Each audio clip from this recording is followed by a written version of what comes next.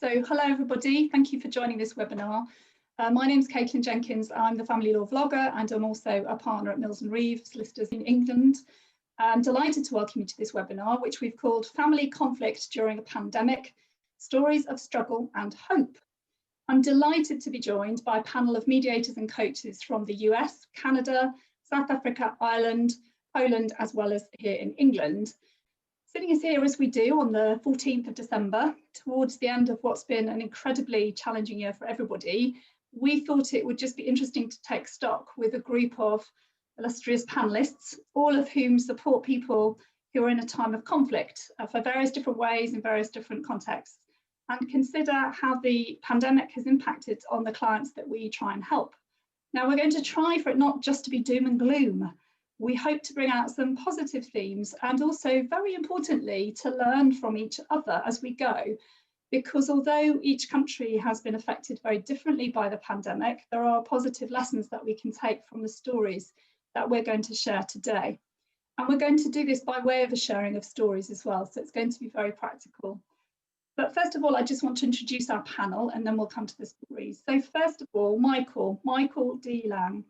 How can I describe Michael, even in an attempt to do anything to do Michael and his experience justice?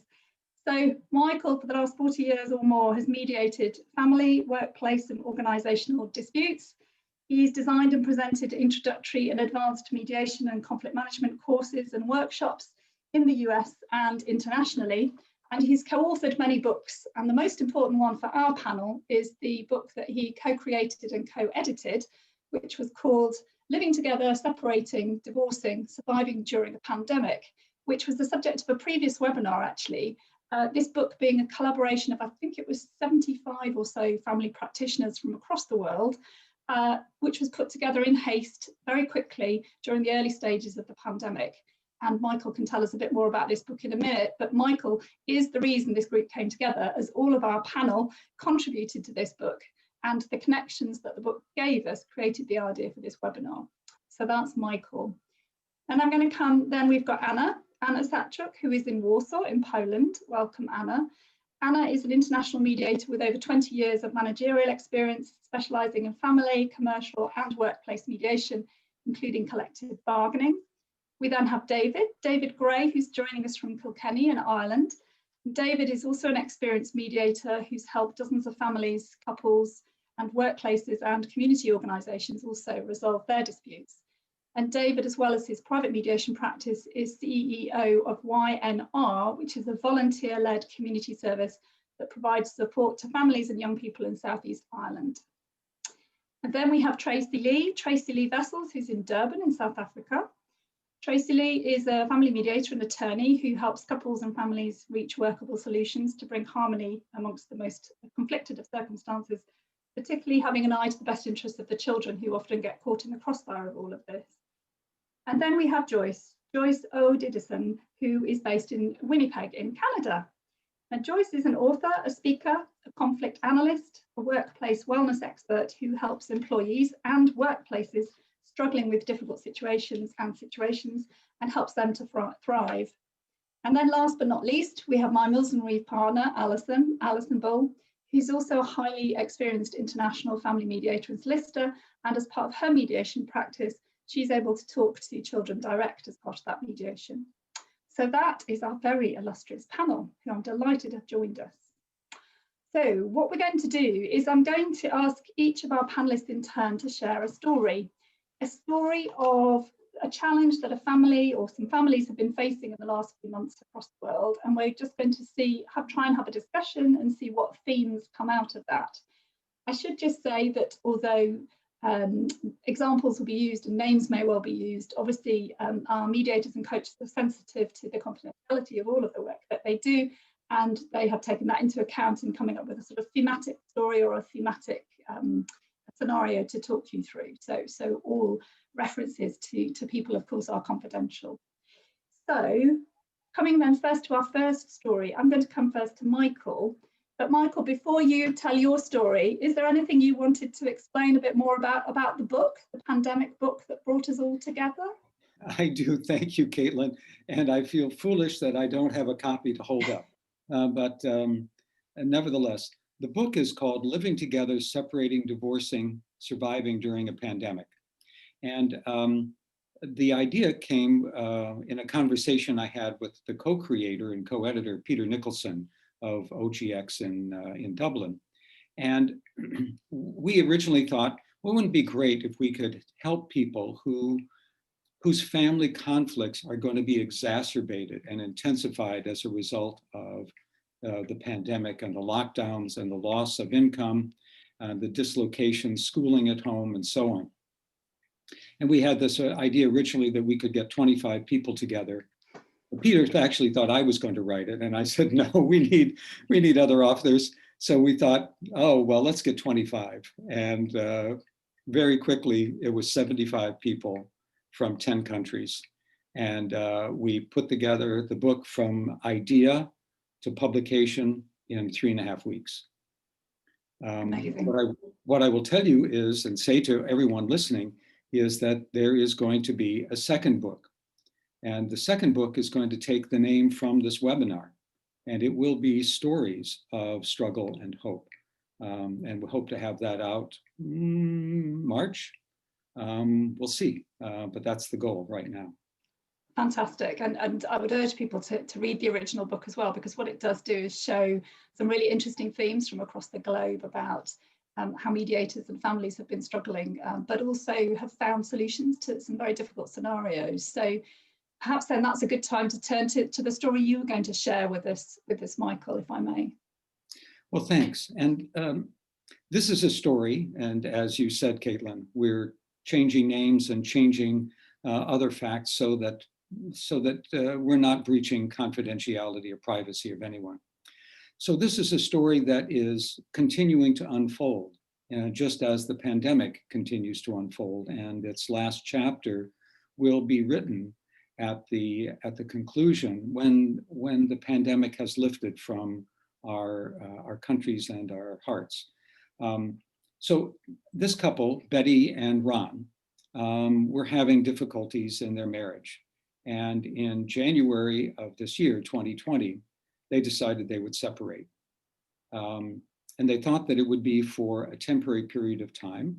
Betty moved out at the beginning of February into a smallish apartment, thinking that, well, in a couple of months, she'd be able to then move to a larger place, because they have 3 children who are 6, 8, and 11.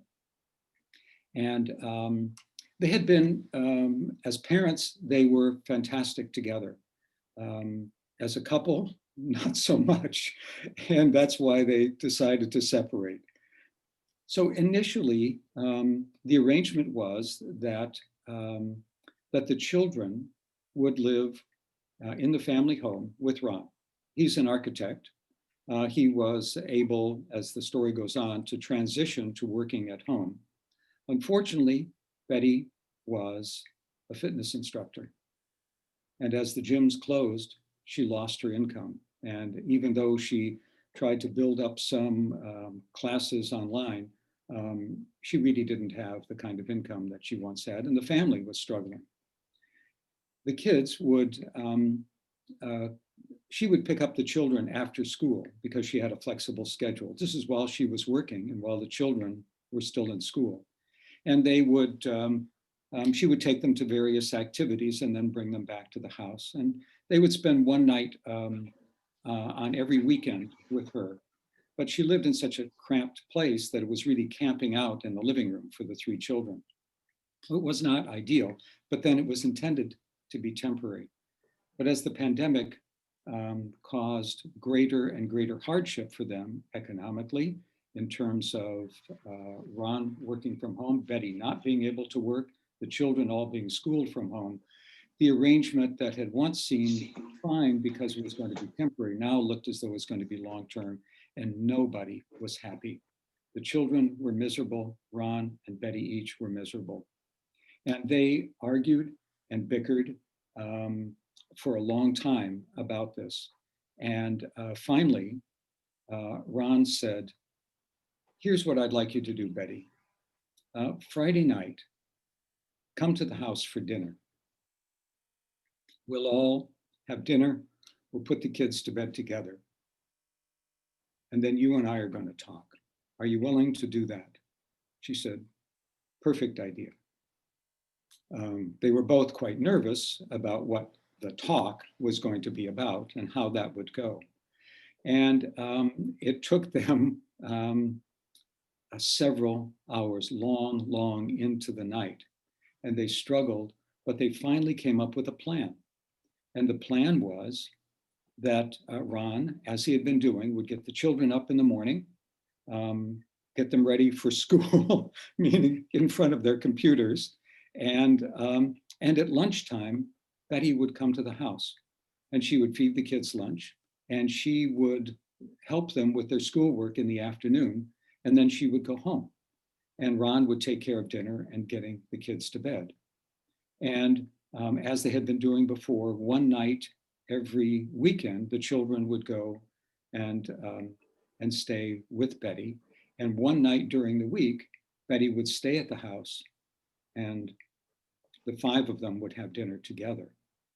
And, you know, this is an arrangement that works for them. They struggled through it. It was not easy. Lots of bitter words, lots of tears, lots of frustration, but they found a way to make it work for now.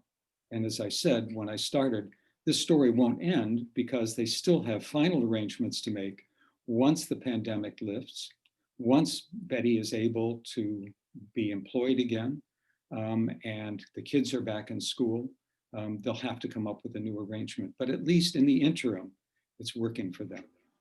I'm really interested that both of them, actually, it sounds like Ron was the one who's able to initiate it initially. But one of them is initially brave enough to sort of put their hand up and say, this isn't working for us, or this isn't working for me, it isn't working for you. But really importantly, being able to see it from the other person's point of view, it isn't working for our children, was brave enough to kind of to take the lead on that. Was that in mediation, or did they just literally do that direct and have that conversation direct? They did it directly. This is what's wonderful about this, because they each had complained bitterly about it's not working. But then it would be coupled with, and it's your fault. Yes. And it was his saying, this doesn't work for any of the five of us. And that shifted the perspective and brought them back to thinking about their children and how the kids were getting lost in the shuffle of the difficulties between the parents. And because they were great parents, they were able to come together first thinking about the children, but then the plan really works for each of them because she's got wonderful time with the children. She doesn't feel like a weekend mom, like just an appendage. And because she's caring for the children in the house, Ron can meet with his clients via Zoom or other video conference. He can work at his desk. He's got time and he doesn't have to worry about hiring somebody to care for the children so that he can work and earn a living. And the stresses, they're sharing the stresses and strains of the online teaching, the online learning, all of those things as well. It was terrible for them. Yeah. Yeah. Michael, that's really helpful. Thank you. We'll come back to some of those themes, I'm sure. I'm going to turn now to Tracy Lee because I'm mindful of time, so I need to keep things moving. So I'm going to come to Tracy Lee in South Africa. Tracy Lee, what was your story? What were you going to tell us about, the story that you were going to share? Okay, so my story is very much a story that has a mediation context.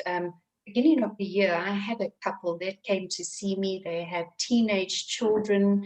It was there was a lot of hostility, a lot of hurt, anger between the parents, and quite a difficult matter to mediate from the sense that the parties refused to engage with one another. And so the situation that we had in the joint sessions was that chairs were turned away from each other, parties were speaking through me, to me only. We had just, at times there were tears, at times there were anger outbursts, but the parties refused to have any kind of connection. And so what I was starting to see was that how this conflict was starting to play out in a public arena, in the school environment, the church environment, but I was also hearing from the parents how the children were starting to take sides on you know, in this dispute and become so alienated. In any event, South Africa is 3 months behind the rest of the world when it comes to COVID. So we are now only entering our second wave. But as we were entering our first wave of COVID, COVID enters, our government clamps down, puts us into a very hard lockdown. And so this is the end of March. And I was very surprised that this couple contacted me and indicated to me that they would want to continue with the mediation session and they would want to do it online. And I kind of wondered how that was going to play itself out. And Caitlin, this is really where, for me, there's the story of hope amidst this tragedy of COVID, because I started to see as a mediator not only the value of online mediation, but what happens when couples unite against a common enemy and not against each other. And so the story just continues, and we start off with that first online session. And the most incredible thing that I noted was how when this party started to talk, from the security of being behind a screen, they were really able to look at each other. And so, whereas in the past, there was this complete turning away of chairs, there was this thing of, I could actually see that the husband was not looking at me. I could see his face was down, but I knew that he was watching his wife. And I could see the change in his attitude towards her. There was a softening, whereas before he had labeled her as kind of this histrionic woman that just couldn't contain herself. I saw this softening and vice versa from her. And just that in itself, what it started to do for me was just make me realize not only the value of an online mediation session, but also I started to see the value of not only being heard, because that's what we really market with mediation. This is your day in court. It's the only true day in court you'll have, the day where you'll be able to explain to your partner where you're coming from. But I also started to see it as being a case of mediation offering parties the opportunity to be seen. So a case of, I see you, but you also see me. And the incredible thing was just being able to look at how there was a change in the dynamic when each party felt seen, but not only seen, they started to see and observe. And South Africa has come out of its hard lockdown. We're on the verge of our second wave and perhaps might even go back into that. But in this interim period, we've been able to have, again, the face-to-face scenarios with our clients, some electing to come into that mediation arena. But again, even only with a situation where parties have masks on, so we only see the eyes, I've just seen that if we can model as mediators, not only this thing of I hear you, but I as a mediator am modeling that I see you and I'm observing what is happening and I pull it out, where I almost allow the other party to have that quick glance at their spouse or the person that they're in conflict with. It's having an impact. And so, you know, just for me, I'm sure for many of the seasoned mediators out there, they know these things. But for me, it was just this, how parties, when they see each other, there is a change. And the wonderful thing with this couple, if I come back to that story, was that they both had comorbidities, which put them at tremendous risk if they were to contract COVID. And with these two very active teenagers that they had, loving the outdoors, as you know, South Africa is very much an outdoorsy country.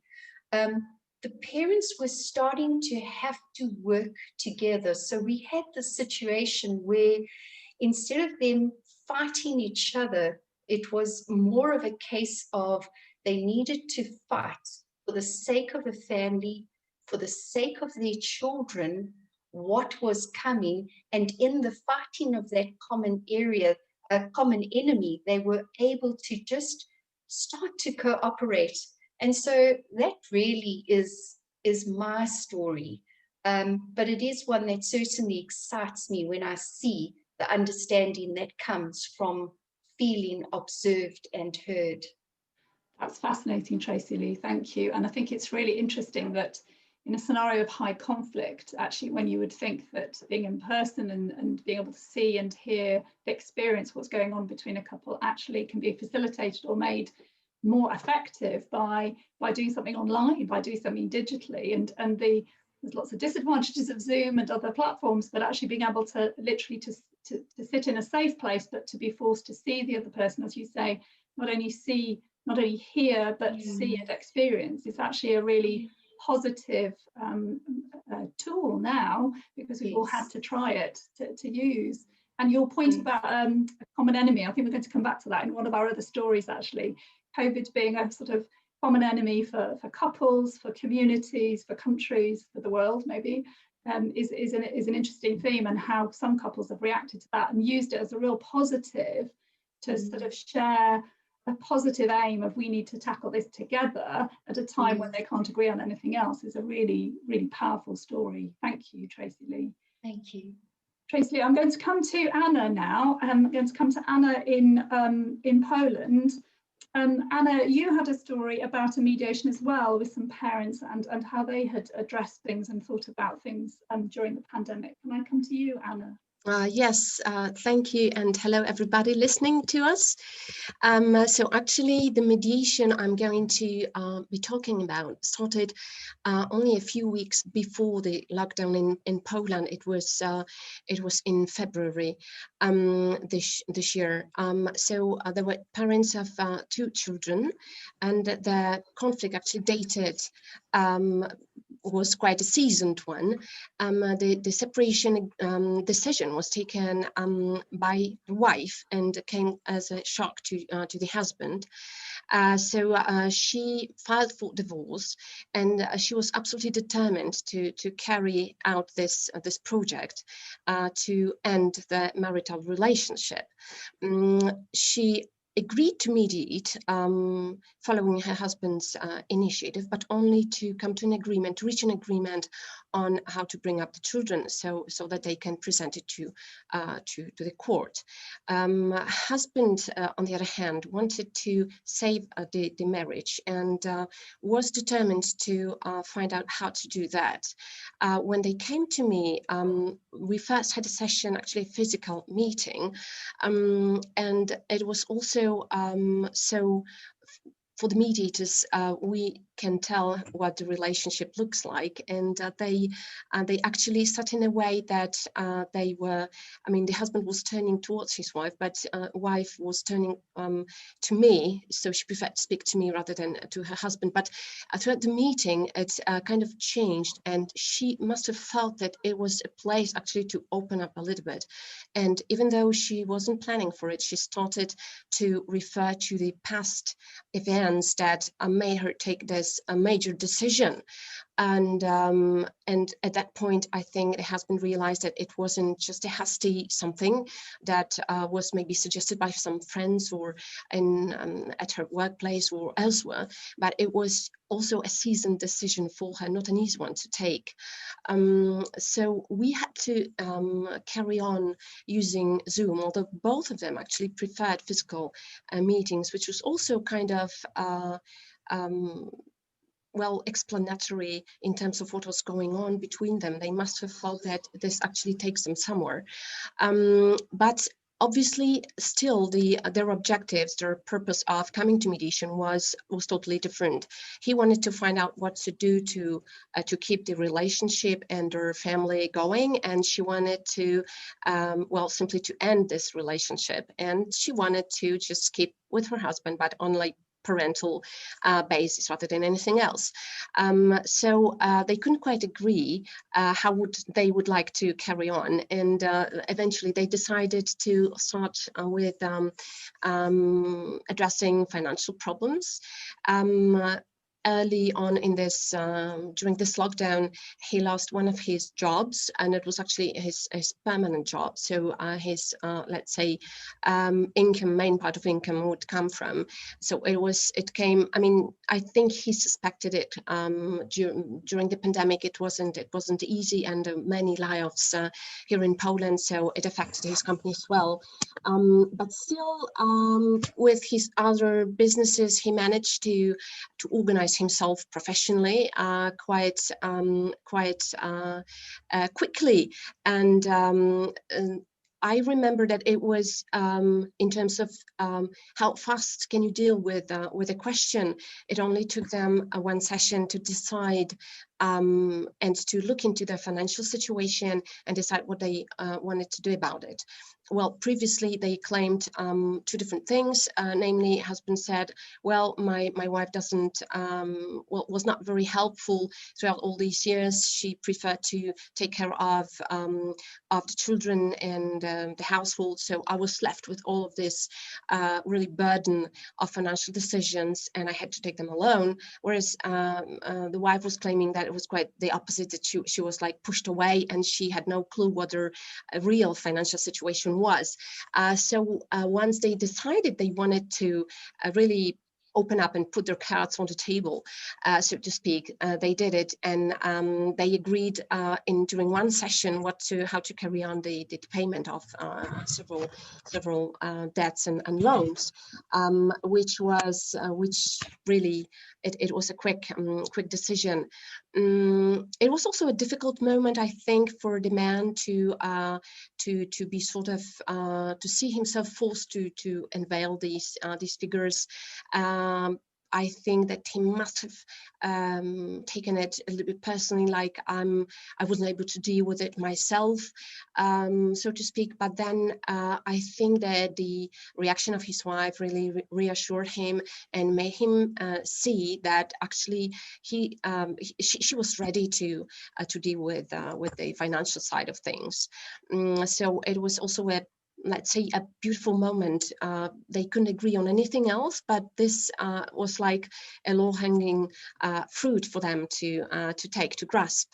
And what else? At some point, they decided that they have to keep living together. They were not able to afford to live separately. And they simply decided to withdraw from mediation and wait for the court to decide on the specifics of the dissolution of their marriage. And as far as I know, for now they're still not divorced and living together. And it all, I think, changed in the way they're dealing with daily, let's say, children's school and household duties routine. So I'm gonna pick up the words that Michael just said before. So the story keeps unfolding, and they know that they can come back to settle things in mediation, but for the time being, they're just leaving it the way it is, which is also a sign of maybe a recovery in their marriage that I couldn't tell. But that's really interestingly, the end. It's really fascinating, Anna. It sounds like they came from very different starting points. They came together in various different respects. They managed to come together through partly the seeing and the hearing that Tracy Lee's described, although perhaps more in person this one than necessarily on Zoom. But You described Yes. Actually, most of our sessions took place in via Zoom, and I could also see them sitting together on one couch because they had like one larger screen on which they could see me, and it was I could observe that there was a difference, but still there was more, let's say, opening on the husband's side. He wanted to carry on mediation. I think it was rather her decision to put it on hold, but I think that she also came from a totally different viewpoint, and maybe she needed to rearrange the puzzle in a different way. So who knows what the future will bring. Yes, but let's hope for the best. It's really interesting how mediation can go in a pattern as well during the pandemic and otherwise, and holding the mediation from an in-person mediation into a virtual mediation, even if the clients are together in the same room and you're not, they're sat on the couch together, to get to a sort of really good understanding on some aspects, but still they needed to pause and then see what the future of the marriage is. Thank you, Anna, that's really helpful. Thank you. I'm going to come to Joyce now. So Joyce's story from in Canada. Joyce, what would you like to share with us? What story would you like to bring? Hello, everyone. Joyce Edison here. I wanted to start off by saying I believe that too many professionals get sick at work because of difficult working relationship. So I come from a workplace perspective. Early in my career, a client had a heart attack in my office, and it changed because I was doing family mediation, and they were going through a divorce, and they had a heart attack. He had a heart attack in my office. And as I move into workplace, conflict resolution and interpersonal conflict skills training, I realized that many of my clients were getting sick at work because of the conflict, and many of them were actually having challenges in their family lives at home. So that has been my foundation. And so it has kept my radar or my antenna very high when I work with clients in the workplace. So in this particular instance, this client came to me, and we'll call her Jane. And Jane was referred to me by her workplace to work with her because she was having a conflict with her boss. And as we worked through her situation, she was, of course, because of the pandemic, she was at home, and they had a small child, and her partner, she felt, wasn't carrying the load, wasn't helping her carry the load throughout this time, and that she was looking back in retrospect at some of the decisions she's making. She was actually questioning having had a small child at this stage in her life, because her partner wanted her to. And so many of the things. And what we see is that often the conflicts at home become challenging and impact the relationships in the workplace. And often when we talk to clients, when I work with them, they start to feel safe enough as part of the coaching work that I do with them to share about the challenges they're having at home. And keep in mind that my focus is on helping them to develop the emotional resilience that they need so that they can excel at work. But part of that is looking at their whole life from a 9-dimensional perspective so we can address the areas of their life where they're challenged. And in this particular situation, Jane was upset at her boss. She was upset at some of the situations, but we could tie that back to what was happening at home. There were actually some times where she and I were having a session, and the younger child was interrupting, and the spouse was present.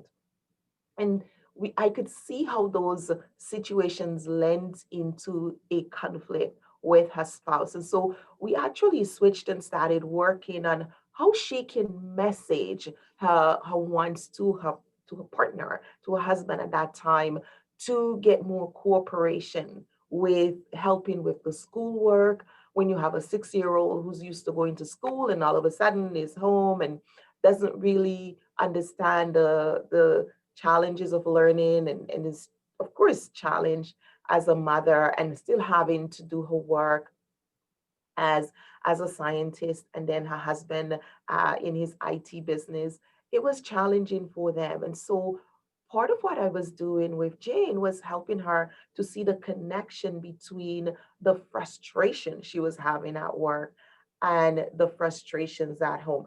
No, it didn't help that her boss was being um, rather ridiculous, calling, making comments about her race and her height and her gender, and which was just very inappropriate, which was dealt with in a different way. But when we look at the family dynamics, what we tend to see is that often what's happening at work mirrors what's happening at home, or it sheds light to some element of disruption in their personal lives and in their family lives. So this point, she had an older child who was getting into the workforce and struggling with the issues of the pandemic, and trying to get oriented at work and not being able to be there with the colleagues. So she was dealing with that on one end, and then a partner who was being dad and probably not fully aware of some of the underlying issues that she was facing with the younger child, and the stress at work, and not being that support for her. So we conversationed around connectivity. It sounds like there's a lot of connectivity. Sorry to interrupt you, Joyce, but I just need to keep an eye on the time as well. It sounds like there's this big thing between the connectivity between the stresses or the difficulties in relationships in lots of different contexts that are bubbling up for that lady.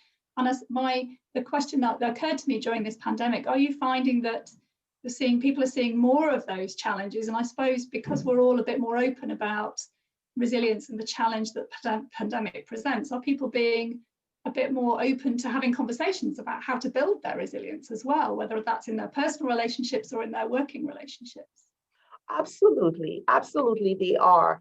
Because one of the things that stemmed out of my work with my client when he had the heart attack was the premediation work that I did, and the book I wrote on premediation.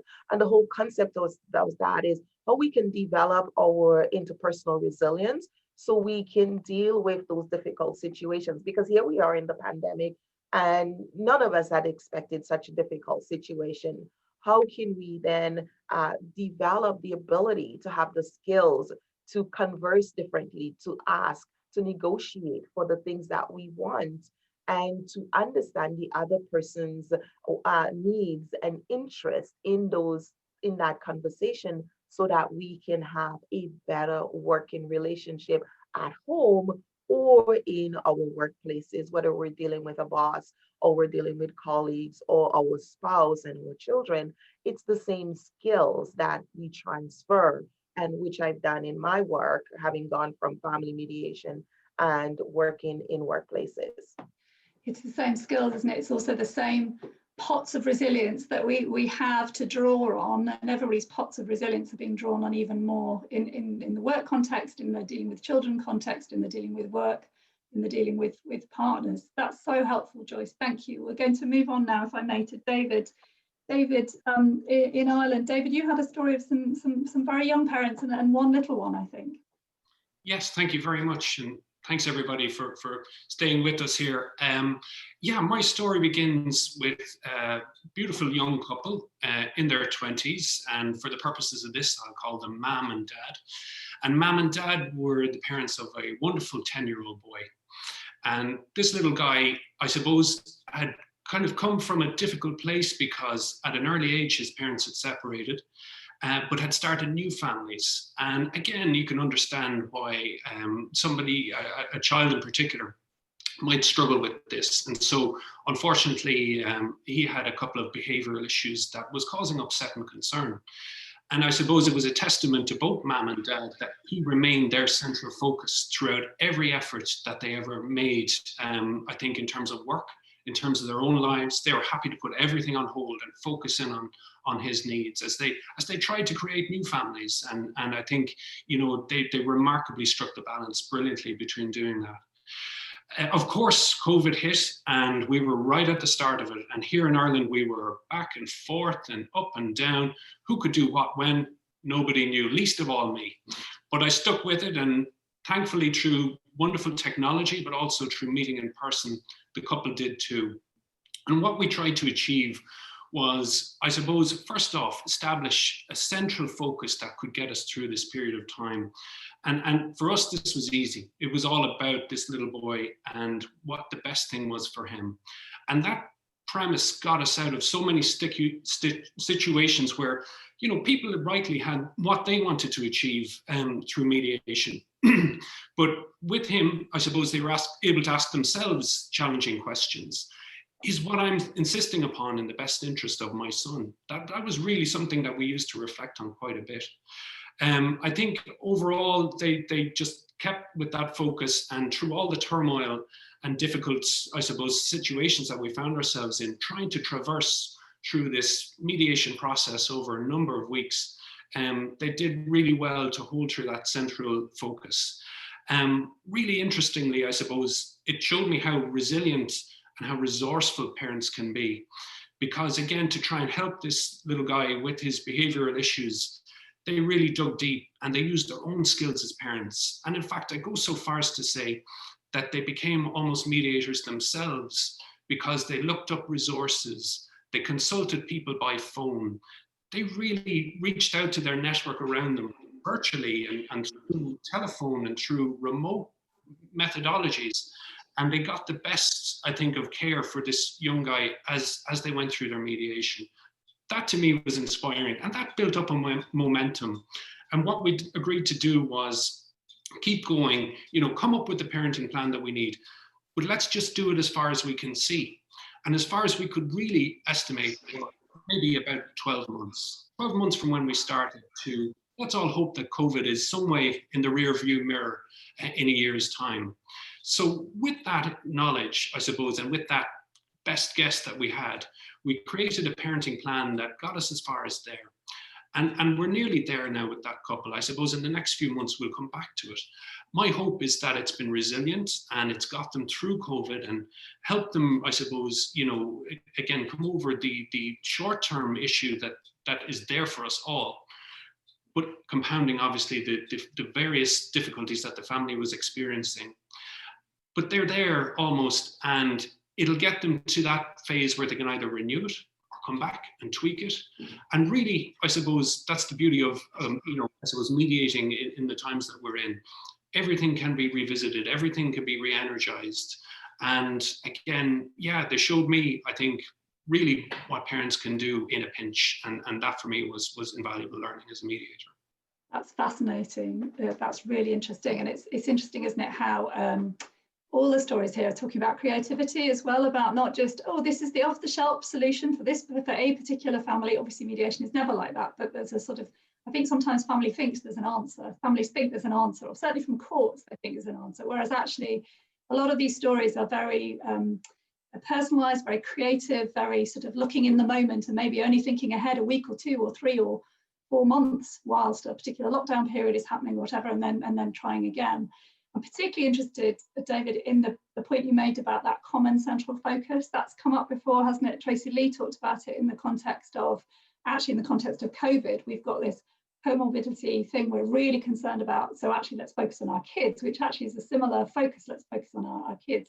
My question for you, David, before I move on, was, did they come to the mediation able to express this common focus? Were they able to actually say, this is my mission statement, this is our collective mission statement, we want to kind of keep our little boy at the center of this? Or did you have to kind of eke that out of them and then keep looping them back to it? I just wondered how formed it was when they landed with you. Yeah, I really believe that, I think it was always there for them, but maybe it just wasn't named. So they had this instinct, like every parent, I'm sure, across the globe has this instinct that really, you know, my child in some ways is so much more important to everything else that goes on for me. I think that was always there, and we just put a name on it. That's all we did. We said, you know, every challenge that we meet, let's always answer it by what's best for, I'm not going to give his name, you know, this little guy. And again, that just solves so many problems for us. It just refocuses and re-energizes and brings everybody back to the brass tacks of the mediation. And I think, yeah, it was always there for them. They just didn't maybe know it directly themselves. Yeah. Yes, and also we're able to see through their own red mist or their own agendas, as a lot of our couples have inevitably, because they're in a situation of conflict, whatever the reasons, to get through their own red mist, to actually see through to the actual sort of common theme, or something they can actually agree on. Every parent, I'm convinced of that. Yeah, yeah. Thank you, David. I'm going to come, I think, finally to Alison, and then we're going to try and get some questions in. So, Alison, what was the story that you were bringing for us today? I think actually following on from what Dave's just said, the parents in my story, similarly, when they came, each of them said that their primary focus was their children, but saying it and being able to do it, I think, are two quite different things. And I think that's when the seeing and the being seen and the bravery come into it, and the focus. But I'll tell you a bit about the family that I was going to talk about. So I'm going to talk about Julie and Dave. Those aren't their real names. Julie is 48, Dave is 50. And they've been together for about 20 years. They're married. And they both grew up in the northwest of England, which is where they live now, just in a suburb of Manchester. And Julie's parents live a few minutes walk away. Now, Dave's parents separated when he was 8, and he doesn't really see his dad and didn't really see him very much after that, a bit at the weekend occasionally. His mum is in a care home down south now, and is near to his sister. So Dave works full-time. He's a self-employed IT contractor working at home at the moment, like most of us. And Julie had some time off when she had the children, but she's now back working in the NHS, our wonderful National Health Service, 3 days a week as an HR manager.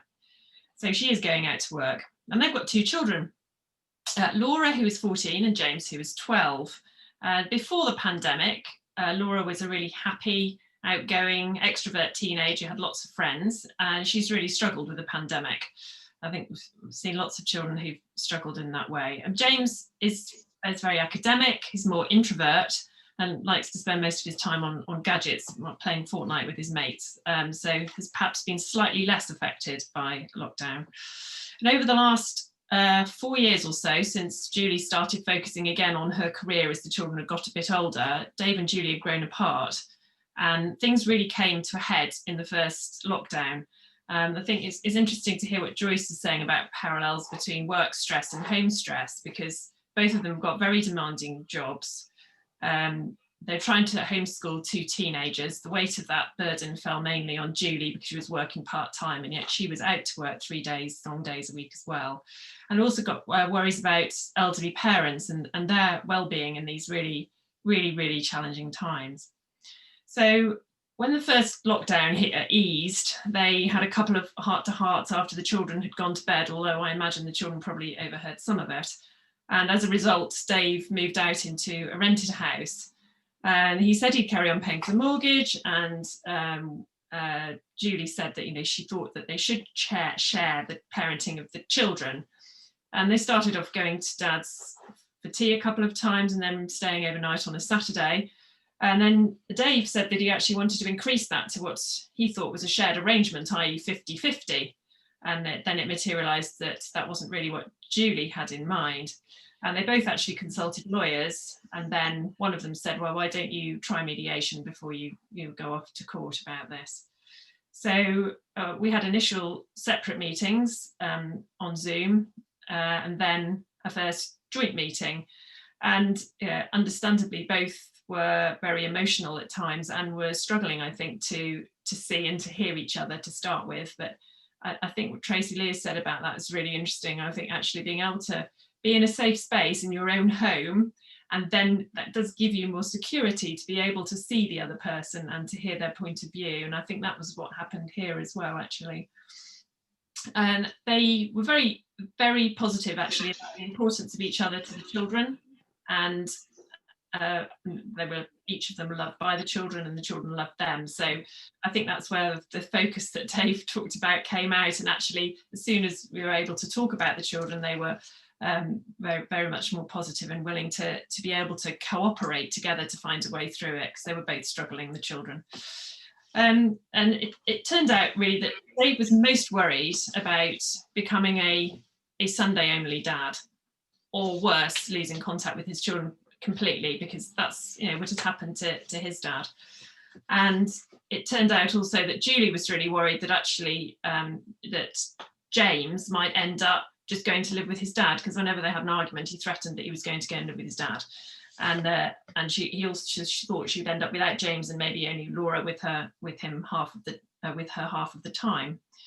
So we started to explore those fears and to try and get that focus on how to best help the children through all of this, and how to manage their needs. Finances were a key theme as well, which were causing problems, as they were for the couple in your case, Anna. And I think very often that is a problem that needs to be dealt with before couples are able to focus on the children and the other things that are really important. And actually we agreed that I would meet with the children via Zoom so that they could have their say as well. And I don't know what it's like in the other countries that are represented here, but in England and Wales, children who are aged 10 or over should be offered the opportunity to meet with the mediator, and younger children can as well. And that was the thing really that turned the case around for this couple, and they're still working on it. But when I met with Laura, she was very chatty. She said she'd rather be with her dad when her mum was at work. She'd like to see her dad maybe alternate weekends, and she was worried about some practicalities that we were able to resolve. James wasn't very talkative and just talked about mum being cross if he was on his tablet too much.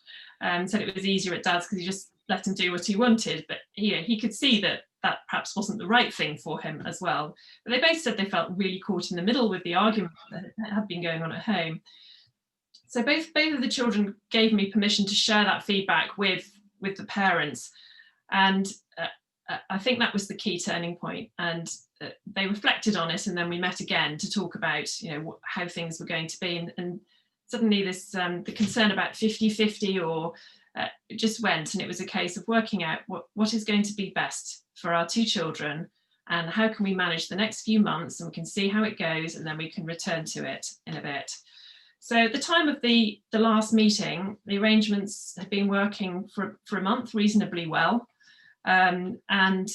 Actually communication between the two of them was improving significantly as well. And so I'm hoping that we will meet again in a few months' time, and no doubt there will be issues, but hopefully the two of them will have the focus that they need to be able to deal with them. It sounds like there's quite a lot in there also about fear, actually, about them being able to share their fears with you. And if you could understand their worst fears, then you could help them work out how to tackle those. And also it occurred to me, although perhaps it's not the language that they use, but you speaking to the children and having permission to feed back to their children what it was that were their fears or their biggest concerns actually created for that couple some of the sort of common theme that we were talking about with David and talking about with Tracy Lee, and then is coming out of some of the other stories as well. It sort of gave them the commonality of, it signposted, I suppose, to that couple perhaps what their common theme for their children should be. It was actually their children who told them, actually, in some respects.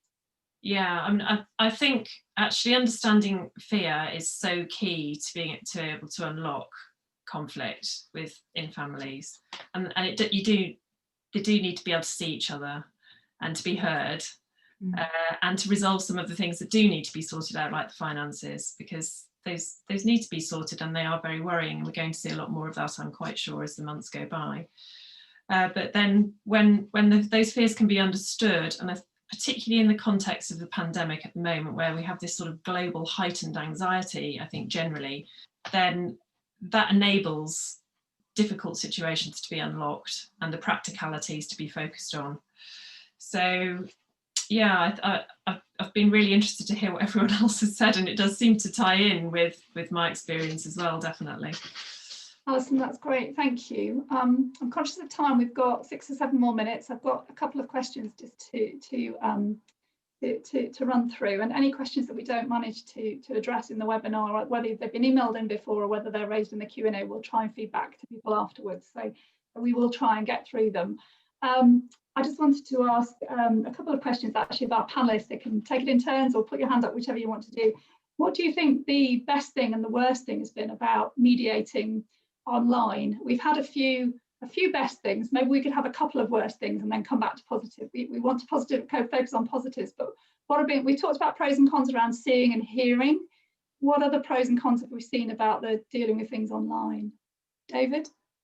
I'll give you one of my worst, if that's okay. I know which is positive, but I'll throw this at you. I did a mediation, and unfortunately, just down to, I think, lack of communication maybe on my part, the camera was facing the ceiling the entire time while one party was talking away, and I'm constantly trying to interrupt and say, could you just, and then no, and then I just let it go. So for me, it was just a very, kind of surreal experience.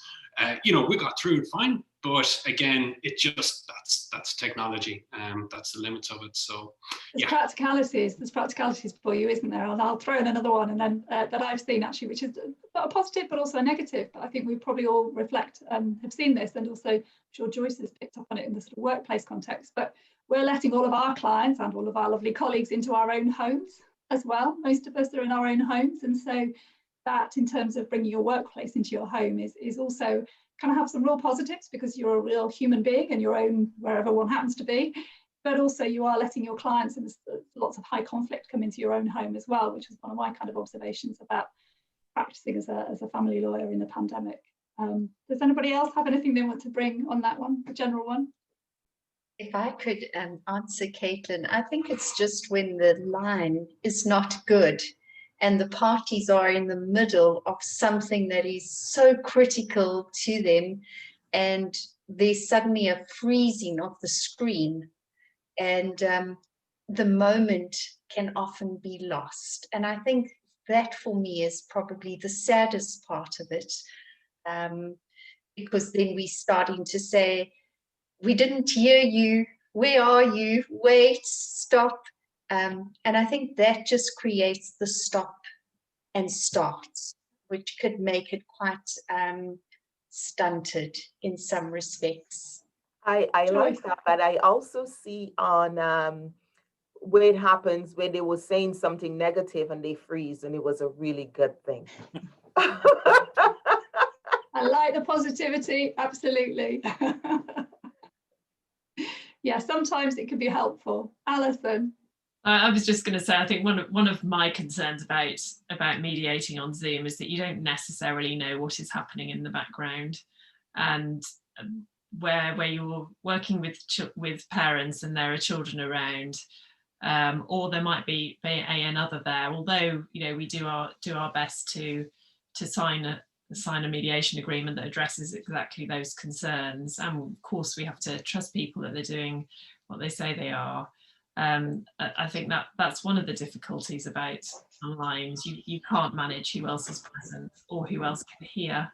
And the thought that children are stood outside listening, I mean, is a bit concerning. Yeah, but overall, I think I would say my experience of mediating on Zoom has been really very positive, apart from the technological issues. Yeah. I think it is. It's really about having people in their own safe space that enables them to, perhaps that security enables them to think a bit more laterally, perhaps, about things, or just feel safer and be able to share how they feel a bit more. And I've got one question that links to that from one of our attendees has asked a question, which is whether now we're all a bit more used to these online platforms with Zoom and all sorts of different ways, whether we've had to rethink what we think the quality of contact for a child would be, whatever you call contact in each of our jurisdictions. So mum or dad spending time with on Zoom or Skype or whatever it is with another parent, whether perhaps that previously wasn't evaluated as a very good form of contact, very effective form of contact with that parent or that child with that parent, whether that's caused us to reevaluate that actually it can be quite a practical platform for the right circumstance. I think that's what it's more become, Caitlin, in my experience. It's more become an opportunity to expand the range of ways in which parents can communicate with their children. And I'll just tell you one very quick thing. I have grandchildren in Germany who are 4.5 years old. And I don't get to see them very much, but I have recorded stories for them, which their parents then play as a bedtime story. And I think it's an example of the way in which parents can continue to stay enriched and connected with their children, or in my case, grandchildren, by being able to use the video platform and the recording capability. It's another positive that will actually come out of the pandemic. It's made us not just sort of think about Skype or think about Zoom as an option, but actually use it and test it and actually really stretch it to its limits, whether it's with our own working environment, whether it's with our families, as you have said, Michael. Yeah. Caitlin, Tracy Lee. may I just add a lovely story? So this was a pandemic story, but just continuing with what Michael was saying. So it was a matter where the parties were in different countries, but the child in question was just so comfortable with technology. And I think we must not overlook that our children are a lot more comfortable than maybe we are. And so what this dad would do, mom and dad had agreed that there would be this quality time, very artificial, but for this little girl, she was able to, she would draw and she would see that her dad was watching her. And so he would be also typing, but he'd have the screen and she would talk to him and tell him what she was doing. And this was just this interaction. And so it was making the best of the current situation that they found themselves in. And I think that I think it's something that we should really start encouraging, because children are comfortable with technology. They're growing up with it. And it's certainly, yeah, it's something we could think about. They are digital natives, aren't they? They're growing up with it. So I'm conscious of time, and it's time to draw this webinar to a conclusion. I'm very grateful to the whole panel. Thank you very much for sharing your time, for sharing your stories, and for sharing your observations and being so open about some of the pros and some of the cons of life operating professionally in this pandemic. The details of our panelists were in the webinar invitation, and they'll also be included in the information underneath this recording of this webinar that we'll post on YouTube on the Family Law Vlogger account. And I think there'll be a follow-up email as well. And when you log out of this webinar, there will be a feedback form for you to fill in. So please do so, because we value your feedback. So I'm going to give the last word to Michael in a second, who I think may have miraculously managed to find a copy of the book.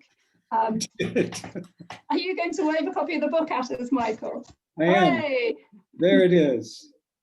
And what I want to say, Caitlin, is if anyone watching, we can either do this to me or to Mills and Reeve. If you write in, respond to us on behalf of the 6 of us who were contributors to the book, I will send a PDF copy of the book to them with our compliments. Excellent. Thank you, Michael. And watch out for the next book coming with more stories of positivity and struggles, but also hope during this time of the pandemic. So in the meantime, thank you very much to all the panelists, to Alison, to David, to Anna, to Michael, to Tracy Lee, thank you, Anna, and to Joyce, and thank you to all of our attendees for joining us today. And I hope that you have a very healthy rest of the 2020 and a much better 2021. Thank you very much.